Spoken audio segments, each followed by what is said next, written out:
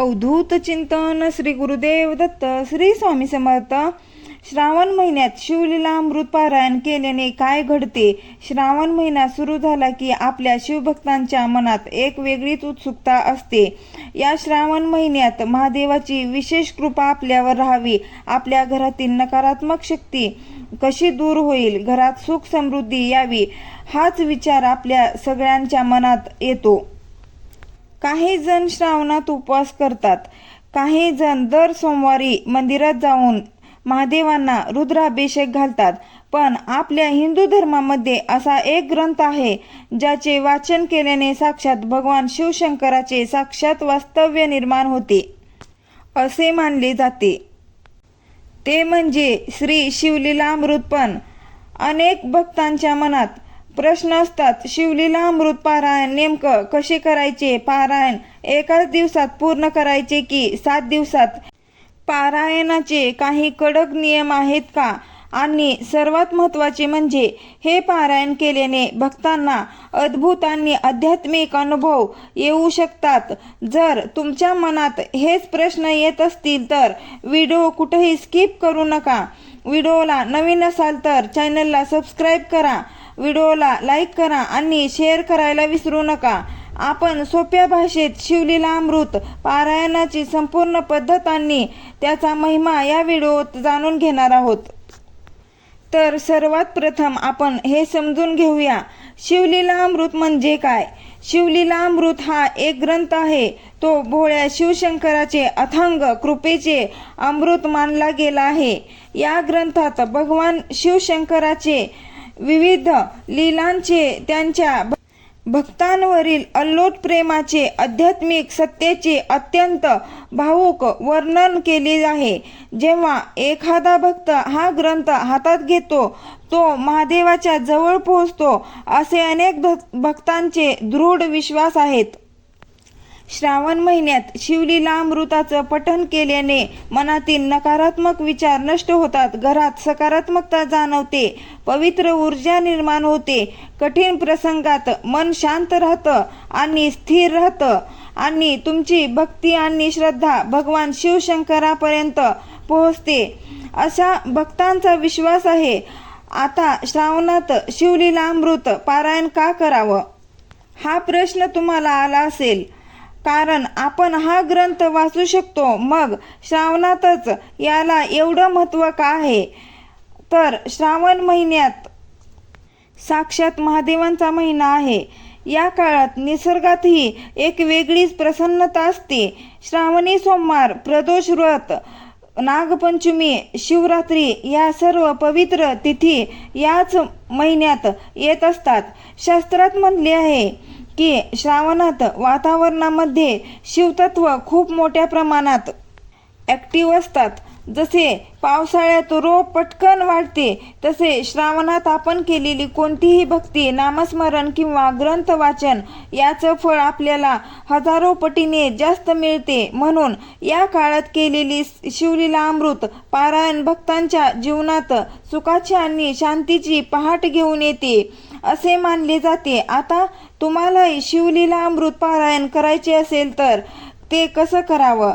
सर्वात आधी तर पारायण वाचण्याची पूर्वतयारी करावी किंवा संकल्प करावा। ज्या दिवशी तुम्ही हे पारायण सुरू करणार आहात त्या दिवशी सकाळी लवकर स्नान करून स्वच्छ वस्त्र परिधान करावे, घरातील देवघर किंवा शिवलिंग किंवा महादेवांच्या फोटोसमोर बसावं, पूजेचं साहित्य तयार करावं, जसे त्यात एक तुपाचा दिवा किंवा तिळाच्या तेलाचा दिवा प्रज्वलित करावा, धूप लावा, महादेवांना अतिशय प्रिय असलेले बेलपत्र, पांढरे फूल शिवलिंगाला किंवा फोटोला अर्पण करावे आणि पाण्याचा कलश ठेवावा। वाचनाला सुरुवात करण्याआधी 108 वेळा ओम नमः शिवाय या मंत्राचा जप करावा। त्यानंतर हातामध्ये थोडं पाणी घ्यावं, त्यात तांदूळ घ्यावे, मनात भोलेनाथ शिवशंकरांना प्रार्थना करावी की हे भोलेनाथ, माझ्या कुटुंबाच्या कल्याणासाठी, आत्मशांतीसाठी हे पारायण सुरू करत आहे, ते निर्विघ्नपणे पूर्ण करून घ्या। आता महत्त्वाचे म्हणजे किती दिवसाचे हे पारायण करावे? तर शिवलीलामृतात एकूण 14 अध्याय आहेत। तुम्ही तुमच्या वेळेनुसार कोणताही पर्याय निवडू शकता. जसे एका दिवसाचे पारायण करायचे असेल तर तुमच्याकडे वेळ नसेल तर तुम्ही या एका दिवसात श्रावण सोमवारी सकाळी 14 अध्याय वाचू शकता. दुसरे म्हणजे 3 दिवसाचे पारायण. यामध्ये रोज 4 ते 5 अध्याय वाचून 3 दिवसात हे पारायण पूर्ण करू शकता. तिसरे म्हणजे 7 दिवसाचे पारायणामध्ये रोज 2 अध्याय वाचून 7 दिवसात पूर्ण करू शकता. आणि संपूर्ण श्रावण महिना सुद्धा तुम्ही हे पारायण करू शकता. तुम्ही रोज एक अध्याय वाचून तुम्ही महिनाभर सुद्धा पारायण करू शकता.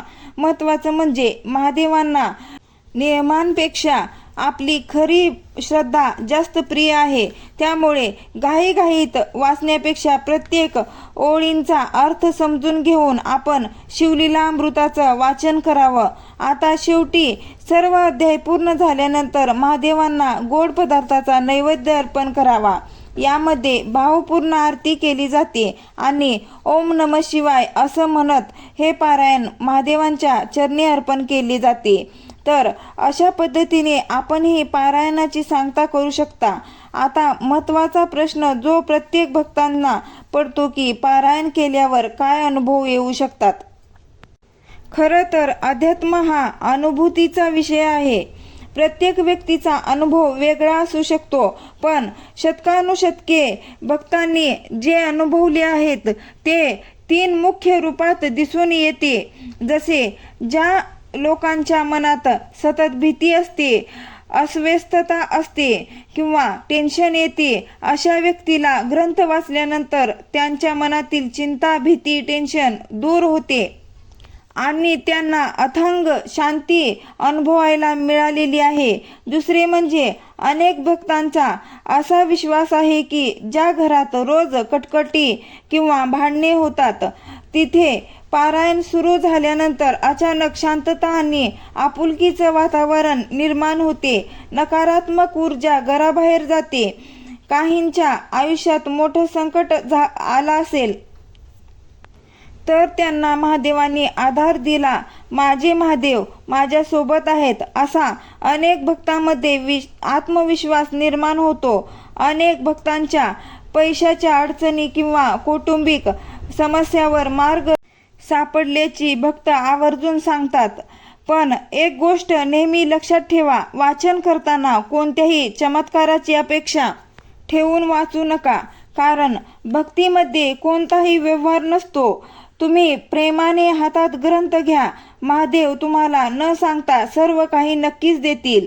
जर तुम्ही शिवलीलामृत वाचत असाल तर मनामध्ये दुसऱ्यांबद्दल वाईट विचार असेल तर त्या वाचनाचा पूर्ण फायदा अजिबात मिळणार नाही. म्हणून ग्रंथासोबत आपले विचारांनी आचरण शुद्ध ठेवा. साक्षात महादेव तुमच्या पाठीशी उभे राहतील. कारण श्रावण महिना हा फक्त उपवास करण्याचा किंवा सण साजरा करण्याचा नाही तर आपल्या महादेवांना अनुभवण्याचा आहे. या श्रावणात तुम्ही सुद्धा पूर्ण श्रद्धेने शिवलीलामृताचं पारायण नक्की करा. सर्व चिंता, सर्व काळजी त्या निळकंठाच्या चरणी वाहून द्या आणि निश्चिंत व्हा.